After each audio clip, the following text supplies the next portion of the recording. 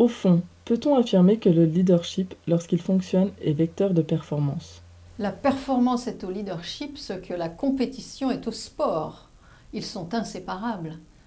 Mais la notion de performance est complexe. Elle varie selon le secteur d'activité et selon le positionnement dans le cycle de l'activité.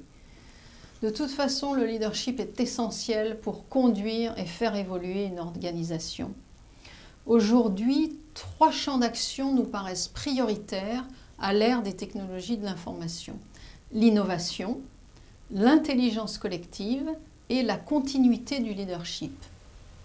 En quoi le leadership est-il nécessaire pour innover? Tous les secteurs ont besoin peu ou prou d'innover, que ce soit les produits, les services, l'amélioration des processus opérationnels. La recherche de la qualité au meilleur coût concerne les entreprises, qu'elles soient publiques ou privées. Et le leadership a un rôle de catalyseur à jouer pour créer l'environnement favorable à l'innovation. Par exemple, écouter les propositions, pour accepter l'erreur comme faisant partie du processus et pour mobiliser les moyens nécessaires, humains et matériels, pour innover. On parle beaucoup d'intelligence collective. Qu'entendez-vous par là?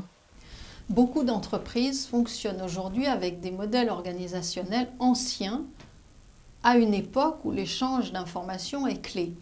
On constate d'ailleurs des différences importantes entre les sociétés de l'Internet, les entreprises, le secteur public. Par exemple, aujourd'hui, les réseaux sociaux sont beaucoup plus actifs à l'extérieur de l'entreprise qu'à l'intérieur. Donc le leadership a un rôle clé à jouer pour mettre en valeur les capacités d'action et d'innovation des collaborateurs de l'entreprise. Ce que nos amis anglo-saxons appellent l'empowerment. Et le leadership, lorsqu'il est mis en œuvre pour développer les communautés de pratique, par exemple, cela permet de développer l'intelligence collective de l'entreprise. L'entreprise a besoin de leaders à chaque niveau de l'organisation, et ce dans la durée. Comment faire pour assurer la continuité du leadership? Je vais dans le même sens que Bill Gates lorsqu'il affirme que les leaders du XXIe siècle sont ceux capables de développer d'autres leaders. Parce que les leaders passent, les organisations se transforment et les organisations ont besoin d'anticiper pour faire en sorte de détecter les talents et de former les jeunes talents qui seront les leaders de demain, pour assurer aussi que les évolutions de la société sont prises en compte avec la diversité qu'il faut intégrer, avec le management à distance et le leadership au féminin.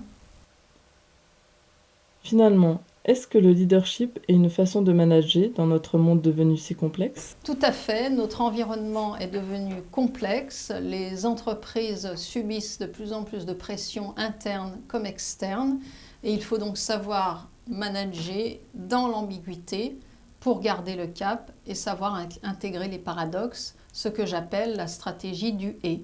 Savoir soutenir une vision et garder le sens des réalités, savoir avoir l'énergie de l'action et savoir prendre du recul, savoir intégrer et soutenir les jeunes talents et savoir prendre des décisions difficiles, savoir innover mais en même temps assurer les résultats à court terme et savoir booster la performance tout en démontrant son intégrité.